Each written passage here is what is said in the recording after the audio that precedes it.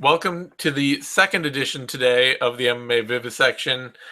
I am joined by Eddie Mercado. We are talking World Series of Fighting 33. We were going to be joined by Vic. That was the original plan, but he skipped out. I don't know if it's, I don't know if he's dealing with some green card issues or immigration's He's in on that him. he's in that Maribek Taisumov category where they're not gonna. He's too rough. He's too rough for this country. Yeah, he's too rough for this country. So, Vic will be gone for a while. I don't know when, but we'll have him back in the future. Maybe try and get him on satellite from whatever detention facility he's been kept in. But we're here to talk about a World Series of Fighting 33 card that is honestly, like, I came in fully prepared. And I'm going to say this up front. I came in fully prepared to be unprepared and to go through the main card like we always do, where I recognize a lot of people. I know everything. I know all the guys, all that. I'm familiar with how the fights should work. And then I started looking at the undercard of this, and I'm like, man, these are all some pretty good fights. So we're going to run through the undercard really quick. I'm going to let Eddie break it down because I just got done doing all the UFC Vivi, and I just, I not enough hours in the day to be up to speed on this as I should be. So you've done enough, Zane. You've done enough. That's my excuse. I haven't done enough. It's some bullshit, but you all have to live with it because that's all you get. So we're gonna cut through the beginning, the early fights on this card, and then we'll get into the main card in more depth. We got odds for all that and all that stuff. So first of all, though, Eddie, what do you think about this card? It's actually a pretty good one. Wow, it's one of the better World Series of Fighting cards I have seen in a really long time. I mean, from top to bottom, I recognize at least one guy in each of the fights. And that really hasn't been the case for the prelims as of late. I mean, there's might have been like 1, 2, maybe 3, but one guy in each. We skipped the prelims. On most of these World Series of Fighting and Bellator shows both, it's like, oh, yeah, you should check out that guy on the prelims. Okay, let's get to the main card. Right, yeah. And I mean, it's because a lot of those guys are debuting or they're like, regional guys who are just there because the show is there. But this is actually a lot of talent. Plus, there's 2 titles on the line in the main event. So, and a whole slew of familiar faces, which is also awesome. And a lot of Russians on this card. I mean, you look at some of these names: Magomed Kermov, Islam Mamedov, Begbulat Magomedov. And it's like, how is the World Series of Fighting getting visas for all these guys, but we can't get Maribek Taisumov to fight Nick Lentz? Seriously, yeah. What's going on with this? It raises a few questions when it comes to visas, where a lot of Russian fighters seem to have trouble somehow. I mean, we've seen it happen with World Series of Fighting where some of their guys have had trouble before, but they seem to have a much better success rate somehow. So who knows? Maybe it's just all magic and sunshine and nothing to see here, but it feels a little interesting. For sure. So we're just gonna dive right in. First up is a 6-0 featherweight bout versus 6-1 Bryce Mitchell versus Brandon Phillips. Anything to see in this fight? Bryce Mitchell has some potential. I saw him in his last go at where did I see him? I think it was World Series of Fighting 27, and he had a decent showing. I think he got a choke finish. So youthful exuberance all day with this kid. Submission happy. It should be fireworks. Cool. And after that, we got a welterweight bout: Magomed Karamov versus Bobby Cooper. Both names I've heard and seen around. Magomed Karamov coming up on the Russian regional circuit, Pro FC, Absolute Championship, Berkut, places like that. What's to see in this bout? Honestly, I haven't seen any tape on the guy. His name scared me off. There was too much. I didn't know if it was a typo or what was going on. And it just made me think, like, what if my name was Eddie Mercado? You know what I mean? Like, I don't think that would go over too well. But we've seen it's Magomed appears to be the John of Dagestan. So there's a lot of like John Johnson, John, John, yeah, there's a lot of John Johnsons. He's a John Johnson. Okay, I guess that's fair. That's fair. Yeah. The guy's fighting Bobby Cooper. We've seen before. He's 12-7, a bit of a regional journeyman. But who knows? Those Russian guys can wrestle their asses off, and they're always tenacious. So should be fireworks in that one as well.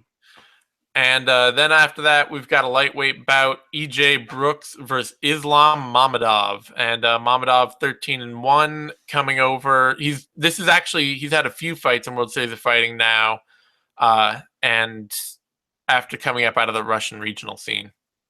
Yeah, he's 3-0 in the World Series of Fighting. He was in the World Series of Fighting 25 8-man lightweight tournament.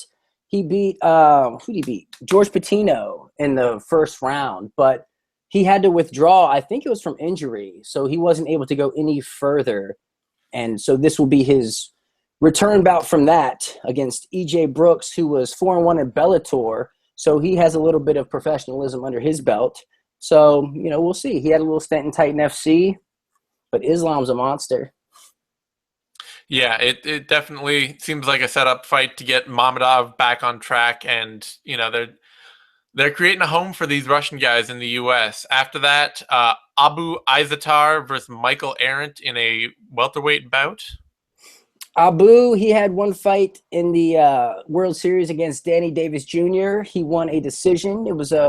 He seems like a really athletic guy. I think he's German. Yep.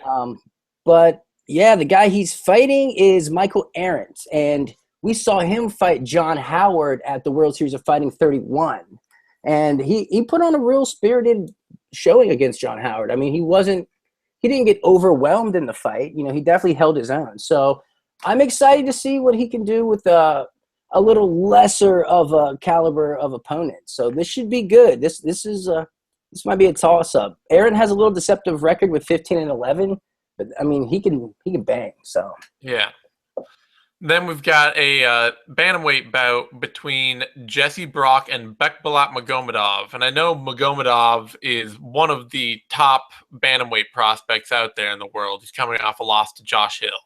Yeah, and that was a very close decision loss to Josh Hill. I mean, that could have gone either way. And I think that was after that fight, Josh Hill went on to fight Marias again. I think that's how that went down. So, if Bekbalat would have won that fight, maybe he would have got a title shot. So, I mean, this guy is really, really good, and I wouldn't be surprised to see a showcase out of him. Yeah, it's he's definitely a guy to get excited about in this crop of, somebody who's had some hype behind him. Not that Mamedov and Magomedov maybe haven't, but certainly people have been talking about Bekbalat for a while. Then you got Timur Valiev fighting Chris Gutierrez, also in a bantamweight bout. And Valiev he moved over to Jackson Wink a while ago, so he's been in the States as a U.S. convert from the Russian scene for a little while now.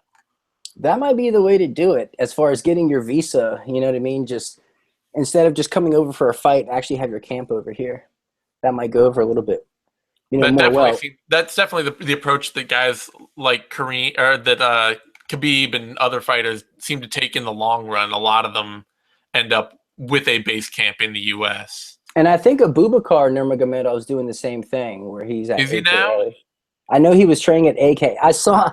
I'm lame, so I was on I was on Instagram and I was looking at Luke Rockhold's Insta story, and Abubakar was in there training with Khabib.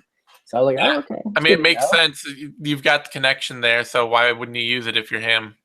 Yeah, especially there. Like, that's an excellent place to be. And so that brings us through the prelims. Like I say, that's a lot of, there's a lot of dudes there to get excited about. Timur Valiev, Bekbalat Magomedov, Abu Izatar, Islam Mamedov, Magomed Keradov, and Bryce Mitchell. They're all fighters that bring something to watch. And the prelims almost, if you just cut it off there, it almost looks like a Russian card. You know what I mean? It does. Like something you would see on the Russian circuit. It does. It looks which I would watch. Like I would watch that. Yeah, it looks like an ABC card or something like that, or ACB card rather. So that brings us to the main card and more familiar faces to U.S. fans. First fight up, heavyweight bout: Ashley Gooch versus Sean Jordan. Talk to me about it. Well, I'm a little. I thought it was a little weird that Sean Jordan got cut winning 3 of his last 4. I mean, granted, I think he might have lost one more than he won in the UFC, but I mean, he was always exciting. I mean, this guy's huge, and he's throwing, hook kicks and backflipping in the cage. And I mean, he's the most nimble big guy I've ever seen. It's crazy. It's like that Brock Lesnar kind of, athleticism. And he's training at ATT, so he comes from a really good camp, and he has, a plethora of experience fighting in the UFC. The guy he's fighting, Ashley Gooch, is making his World Series of Fighting debut. He's won 8 straight. So he's got that going for him. But his footwork is almost non-existent, I feel like. And it's like so stiff and statuesque. And unless he feels like he has you hurt, if he feels like he has you hurt, he will throw punches and bunches. He's almost like a Bob Sapp in a way. Like, just, he's going to stand there, and just the second you mess up, he's going to come at you and probably the Bob gas Sapp out. who didn't throw fights. Yeah, the Bob Sapp who actually fought. Yeah. The real Bob Sapp. Man, I saw a fight on this guy. He fought this guy, Dale Soapy. And comes out. The dude hit him with a spinning back elbow, hits him with an overhand right, left hook, right hook, left high kick. And, I mean, Gooch say, boom, face planted. I mean, it was rough. And if he's getting dropped by that, like, I'm a little afraid what Sean Jordan might do to him. That wasn't actually that long ago. It was only 2013, but it was, to his credit, 8 fights ago for him. So he's been fighting a lot since then. But very true. But who has he been fighting is the question. No, it's also fair. I mean, he's beaten guys that are, 1-1 Lewis Harvey or 4-0 Brandon Griffin. Beat Josh Diekman 15-6 and Greg Rebello 20-6, but these are, heavyweight. Having a long record doesn't necessarily mean anything. Like, even a long good record, it's a weird world at heavyweight. Even being a successful regional heavyweight, it might mean that you have no translatable skills for bigger fights. Yeah, and Sean Jordan's also been out for a year. So who knows what the layoff has done for him. Sometimes it's better, sometimes it's worse. But, I mean, there's really no legitimate reason why Sean Jordan shouldn't be a heavy favorite here, even though he's a heavyweight. And there's no reason why he shouldn't win this fight. Yeah, absolutely. It's Jordan's a plus athlete. He's only 31. And, the truth is that most of the guys that beat him, even guys that a lot of the guys that stopped him able to do it with pretty big shots. Like, he's not somebody who just can't take a punch. Yeah. Look at that Ruslan Magomedov fight. I mean, he's tough, man. He sat there and took a beating. Like, he kept walking. The odds on this fight, Jordan is the favorite, -250 to -260. Ashley Gooch, +215 to +190. That actually feels a little close for me. Like, I was going to say it's probably reasonable. Like, I don't ever want to see heavyweight fighters that far apart, and they shouldn't be. It's not really close because it's heavyweight MMA. I never like to see guys more than ±200 unless there's an obvious, like, some obvious thing going on here. But Gooch is 41, and he's fighting a 31-year-old with a lot of elite experience. It does not seem likely that he wins that. That's a tough one. After that, we've got a welterweight bout. John Howard is taking on Abubakar Nurmagomedov. This is a fascinating fight for me for Nurmagomedov's development. This feels like a really good next step for him. Nurmagomedov, obviously the cousin/adopted brother for Habib. He kind of has, it's Habib's very functional style without the elite top-end athleticism that goes with it. A very tricky chain wrestler, a very hard puncher in spurts, very aggressive and fights hard even when he gets tired. can get a little wild, but is just, he's got a very functional game that he's developing based around chain wrestling and landing big hard shots. Howard, as we've seen, like Howard is one of those weirdly like, I want to say he's the most mischaracterized fighter out there, but he kind of is, in that like he's just always talked about as this dynamic power striker who has really cut his teeth at the elite levels by being a takedown top control artist.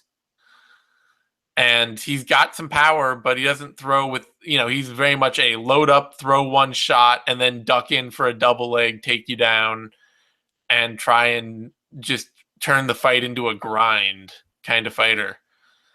And I mean, it's a good test for Nurmagomedov because it's a fight. It's a setup fight that he should win against somebody who has a ton of veteran experience and the ability to know how to survive bad positions and who has grappled and wrestled at elite levels in MMA. So to me, I'm picking Nurmagomedov, but what are your thoughts on it? I mean, like you said, this is definitely the litmus test for Abubakar here. I mean, where's he at with his striking? That's. I mean, he can grapple all day long. We saw that in his last fight with Matthew Frinkiu. He, took him down and, unloaded a huge quantity of ground and pound, very low power, but just nonstop, constant. And his striking though is definitely the is what needs to be in question here. He's not athletic enough to strike the way Khabib does for long periods. And that's the thing, is like he'll do it for the first round and most of the second, but by the third, his technique does not look the same as when it starts. And that's because it's not muscle memory yet. You know what I mean? It's not built in to where he's dead ass tired, but it doesn't matter. The jab is still going to be technical. The cross is still going to be technical. It won't matter. But, he's just not there yet. And so for me, this comes down to whether or not he can get Howard down. I mean, there's a good chance he might be able to, but, like you said, Howard is not this Muay Thai kickboxer guy. He is a grinder. Like he is so willing to engage in the clinch and blast a double on you and defend your double and just make it this just grueling bout. And if I don't think if Nurmagomedov can get him down and he's forced to strike with Howard, I'm worried what will happen in the third. I think Howard could definitely clip him and even put him away late. Yeah. Just for, my worry is just, I think my feeling on that is just that Howard doesn't throw enough to make that as dangerous as it ever should be. Like, he's so rarely, like, takes over a fight because of his striking, True, but he's also been fighting, really good guys. No, that's true. That's fair. It's a good, like I say, I like the matchup because I think it's a good test. It's a good test of, can Nurmagomedov make his wrestling and grappling game a dynamic, overwhelming factor against somebody who's got way, way more experience than him and who's functional there? Like Howard is a very good, solid wrestler and grappler. So, I mean, I wouldn't be surprised to see Abubakar grind on Howard from top position for the good part of 2 rounds and then just try to stay safe for the third. But I don't, Howard, he hasn't been finished. He's only been submitted once, and that was in 2006. So I don't see him getting submitted on the ground. And I'm not sure that Abubakar has the sort of power in his ground and pound due to his, desire to have so much control that I don't think he's going to put him away with strikes either. So I can't see Abubakar getting the finish. I think Howard is more likely to get the finish here. But true. I don't know. Howard is so hard to gauge, and he's not one of those come in and just blitz someone and get him out of there kind of guys. So yeah, I mean, Howard's last knockout win was Chris Woodall in 2013. Yeah. He tends to, he has power, but he only tends to get finishes over guys that are way, way worse than him. Yeah. When he actually faces good, tough prospects, and good high-level fighters, he rarely is a finishing threat. And what if Abubakar cannot get Howard down and he's forced to stand for 3 rounds? I mean, can Abubakar make those kind of adjustments to where he'll abandon? The question is, would he be able to? Would Howard take him down? Because would Howard dedicate himself to not wrestling? Because he wrestles, like he wants to be grinding. He wants to get takedowns. And you know what? Abubakar might not even see that coming and actually get put on his back. I'm going with John Howard by decision here. You're going with John Howard. All right. I'm going to go with the experience. The odds on that fight, Abubakar is a heavy favorite, much heavier than he should be, -380 to -400. John Howard +323 to +280. This is by far the biggest test of Abubakar Nurmagomedov's career, a huge step up from his last fight.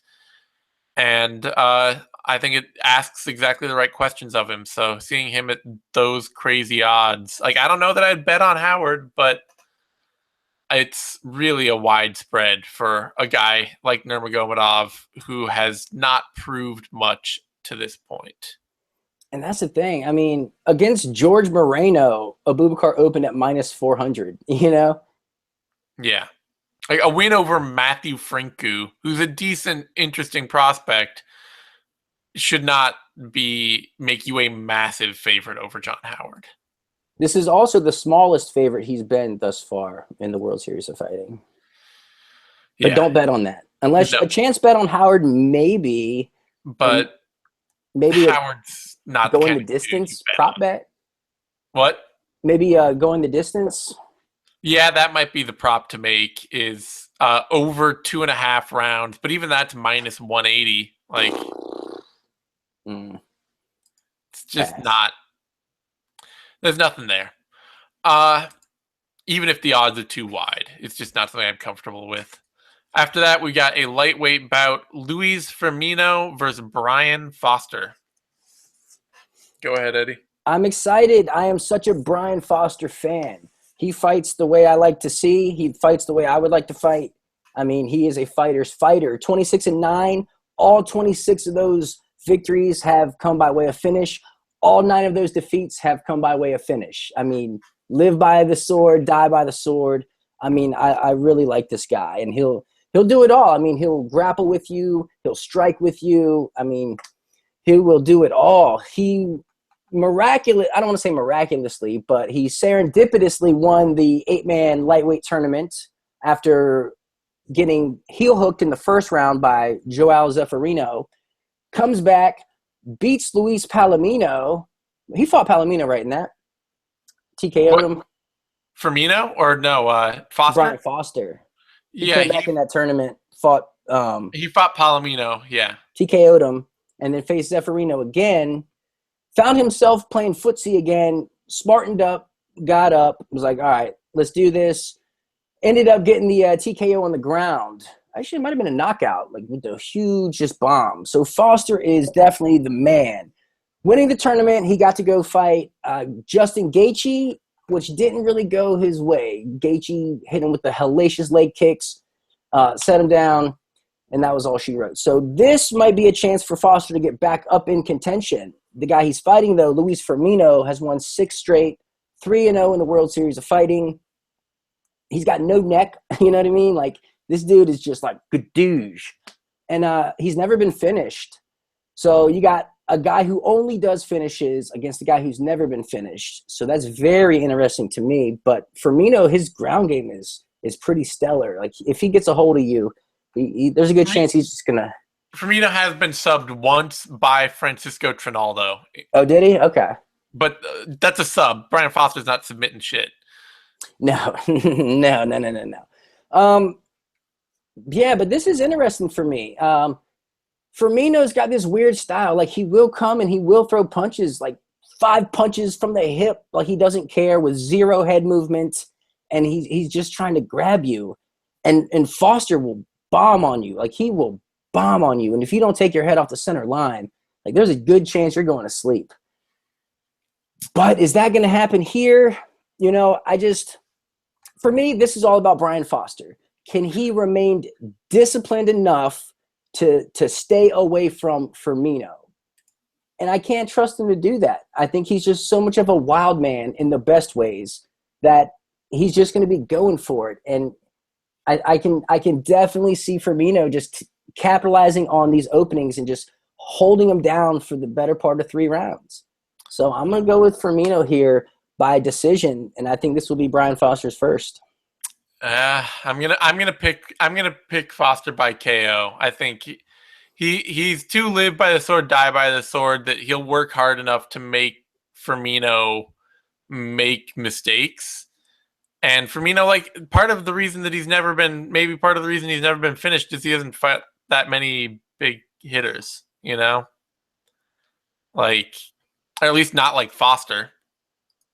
Yeah. So it is a fun matchup, though. I like the fight.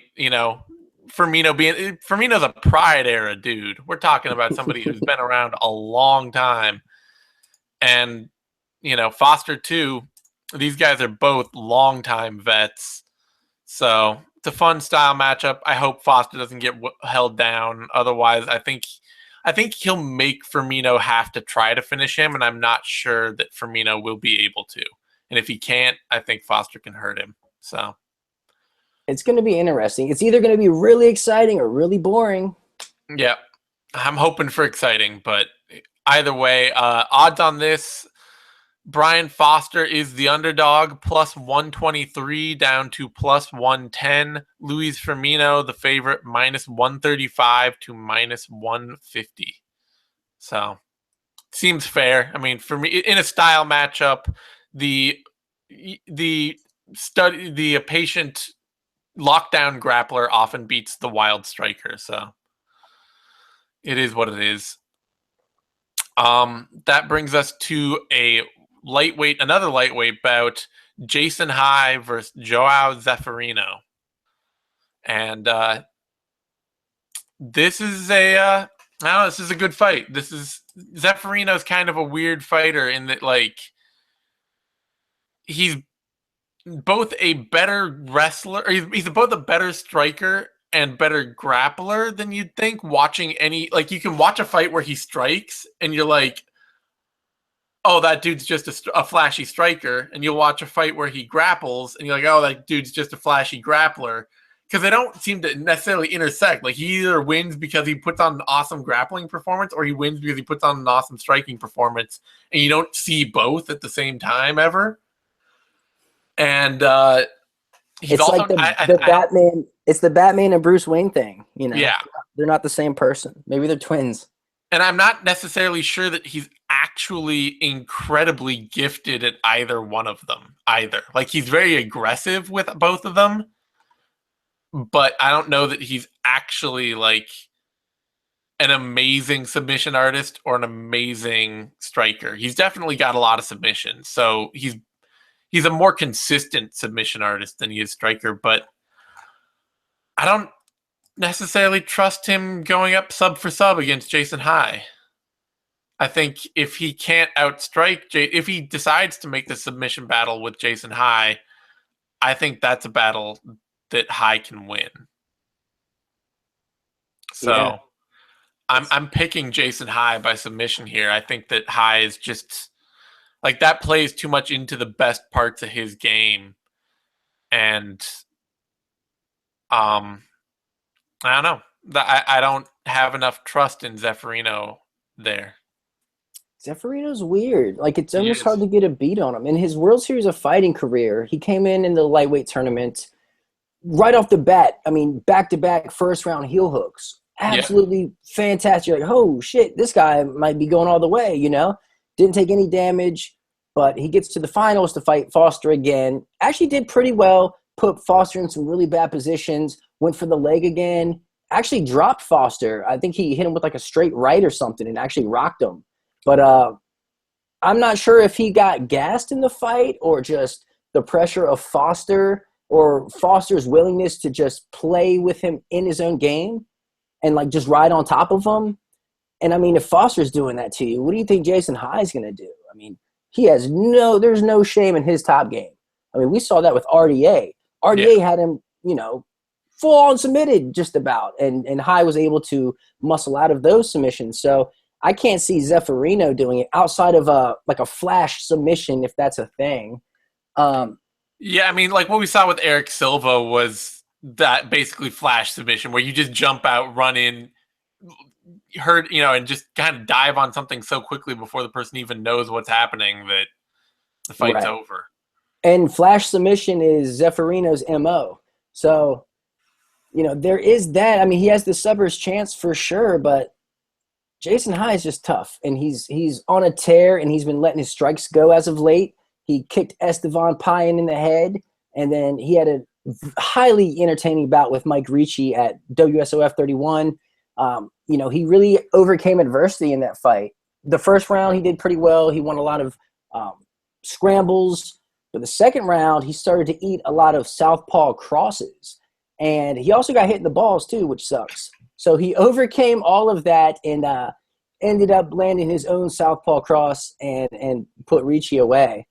Now, I'm thinking with a win over Zeffirino, he will and if Gaethje beats Ozzy, I think he'll fight Gaethje at the New Year's Eve card in New York City.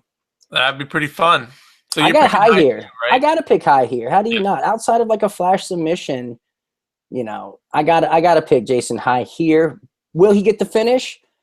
I think yes. I think Zeffirino's cardio is suspect, and I can't see him lasting 3 rounds with Hai. So, well, unfortunately, they both also have kind of suspect cardio. Like that's been the part of the thing with Hai too, is that he's a very flashy fighter who fades. He did gas in that Ricci fight. Yeah, but found his second wind. The odds here, Hai is the favorite, -186 to -200. Joao Zeffirino, +169 to +165. I think those odds feel pretty right on. Really? I think they're a little tighter than I would have thought, with a guy coming off 2 losses versus a guy coming off 2 wins. Hai having way more name value, Hai being at home. Yeah, I guess it's just, I think, this could be a trap fight. Yeah, it's one of those fights that for me, I look at the wins and losses, and I look at the style, and Hai is somebody that I really like him, but he also has a little bit of that kind of live by the sword, die by the sword style, where he is he's going out aggressive for stuff and he can gas out because of it, and then he will get hurt or finished or something like that.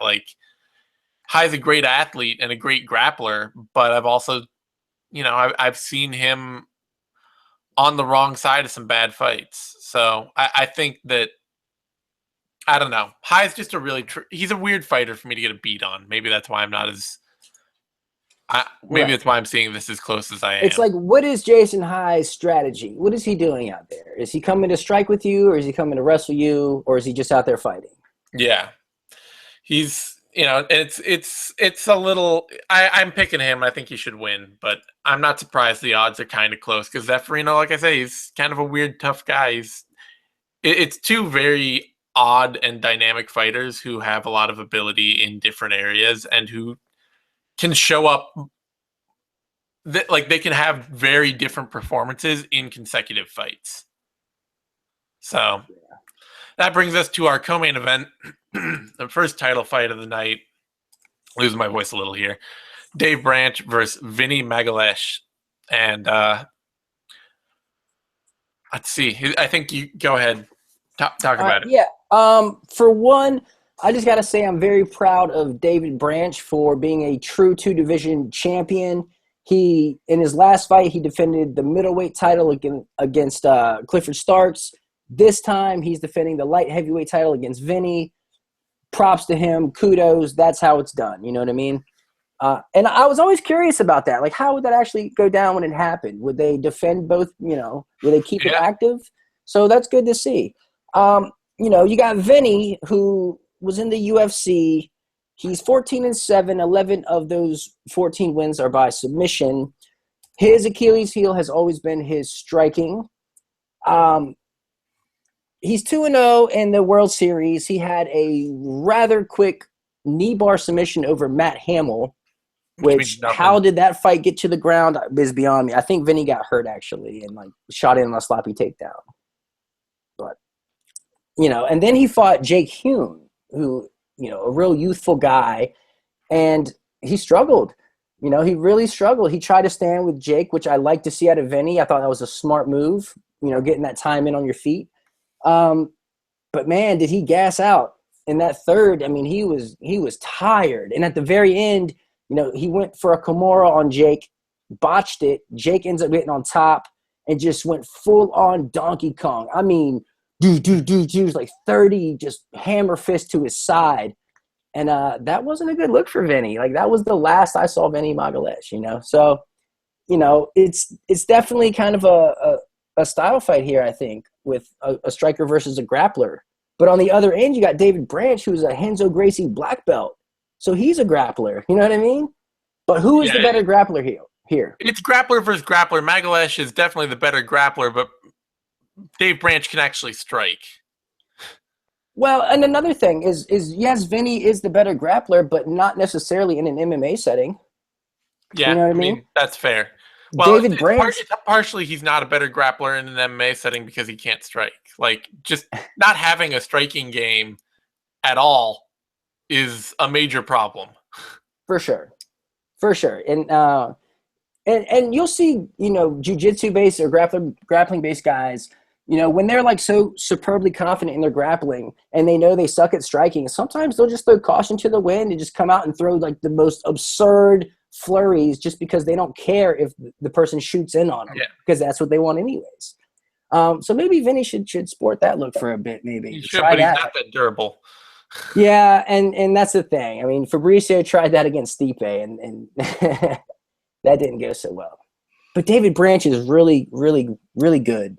I like the way he uses his ground and pound to set up his passes. You know, we saw that when he fought Teddy Holder. I mean, that was textbook.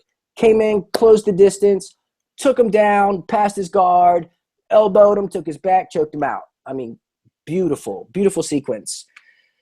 So I guess this is, for me, can Vinny get this fight to the ground? Can he get Branch down? Because Branch is very smart, very intelligent fighter. And I believe he's the kind of guy to take the path of least resistance. And in this case, it's got to be the striking. I mean, if he's going in there trying to out-grapple Vinny, I mean, I don't know if that's the best of game plans. Not saying he can't out-grapple Vinny, because he might be able to. He might be able to ground and pound him, you know, but is that the path of least resistance? You know, if you're trying to take the smartest approach, I don't think so. You know, now both of these guys have showed tendencies to be a little flinchy when guys are throwing at them. You know, they kind of flinch up a little bit and do these, you know, unnatural movements that you don't see from polished strikers. But, you know, I've seen David Branch not die against Rumble Johnson. You know, I've seen Vinny Magalhães get starched in 14 seconds by Anthony Perosh. So I can trust David Branch to be a little safer on the feet. And I think that's going to give Vinny fits on getting it to the ground. And if Vinny can't land a big shot or, you know, flash submit in some way, it's hard for me to see it going his way. So I'm going to take David Branch here, and I think he might even get a late TKO finish. Yeah, I wouldn't be surprised. I mean, Magalhães got out kickboxed by Phil Davis decisively. You know, it's his striking's just not that good. I'm picking Branch too. I think that Magalhães is, you know, he's an interesting competitive fighter. He's got, you know, he's a very tough style matchup for a lot of guys. He's got that thing that, you know, a lot of grapplers get a lot of regional success because a lot of regional fighters like to grapple. And if you're a really good grappler, you'll have a lot of success doing it. But when you get to a certain level, when you get to a certain experience where everybody's a pretty good grappler, Magalhães doesn't have any of the rest of the tools. And that feels very much like this level of fight. So Dave Branch seems like the smart pick to me. He's also the odds-on favorite, minus 205 to minus 230. Magalhães the underdog, plus 190 to plus 165. Those actually are not terrible. Yeah. I mean, I would say that Branch could be a bigger favorite than that, but Yeah.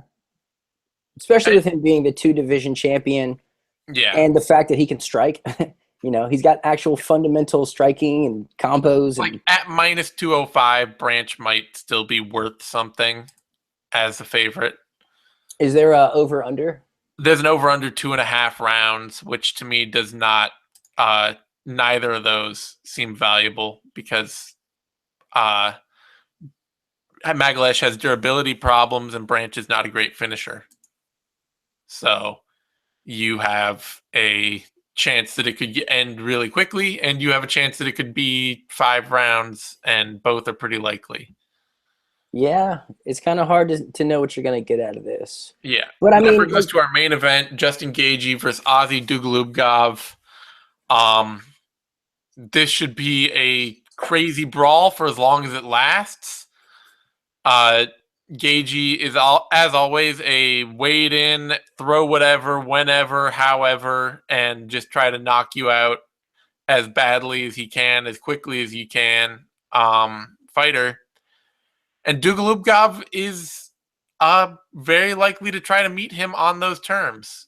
Dugulubgov is much less technical, but no less athletic, and I'm not sure about less powerful either.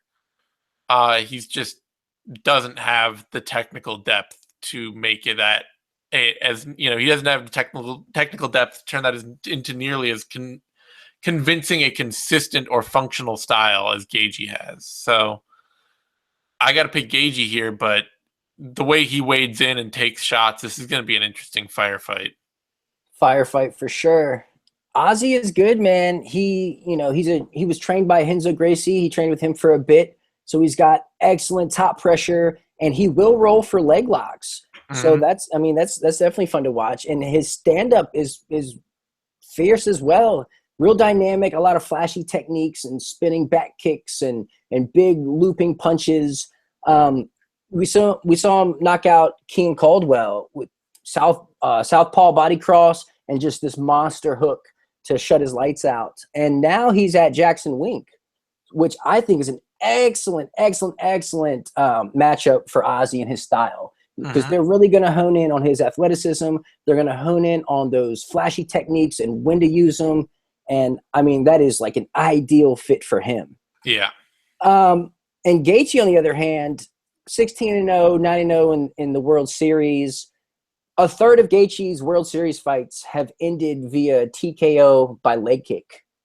I mean, this guy kicks hard. He punches hard. He can wrestle too. I mean, he was a collegiate wrestler. I mean, he is really, really good.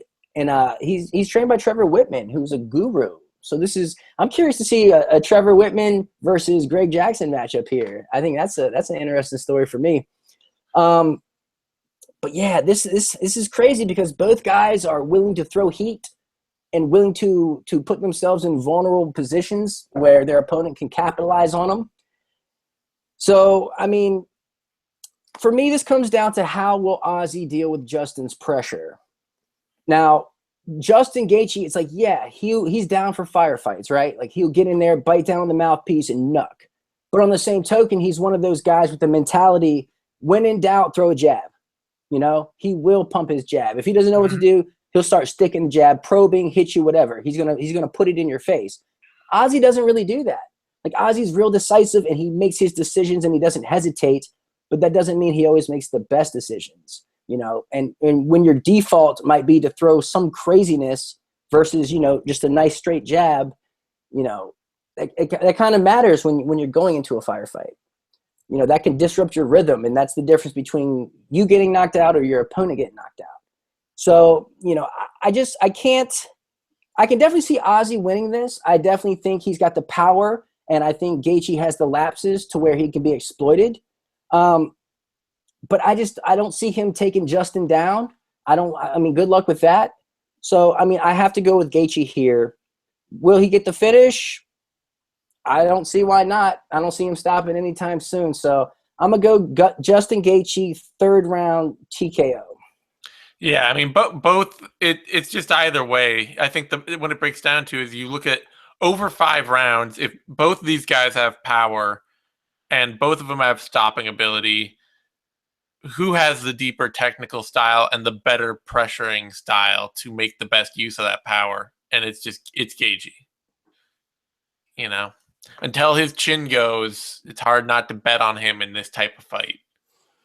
Yeah, it But it really will is. be interesting to see what Jackson Wink can do with Dugulubgov over the long haul, because he is a serious athlete, and they have a habit of helping good athletes, figure out the best way to make that athleticism work for them in the cage.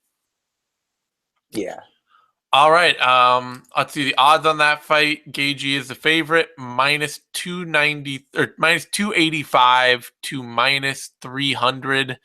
Dugulubgov +257 to +215. I think that's pretty reasonable considering how hyped Gaethje could be. Like, I think the odds could be a lot longer on Gaethje, but against a guy with good power, Gaethje leaves a lot of defensive openings. When you throw with that kind of volume and power, you're gonna have to be there to be hit. There's no way to sit down on your punches that hard and throw that often without leaving openings to be hit. So I think that's pretty reasonable that Gaethje should be a good favorite, but Yeah. against somebody who hits as hard as Dugulubgov does, there's always a chance of something coming back at him.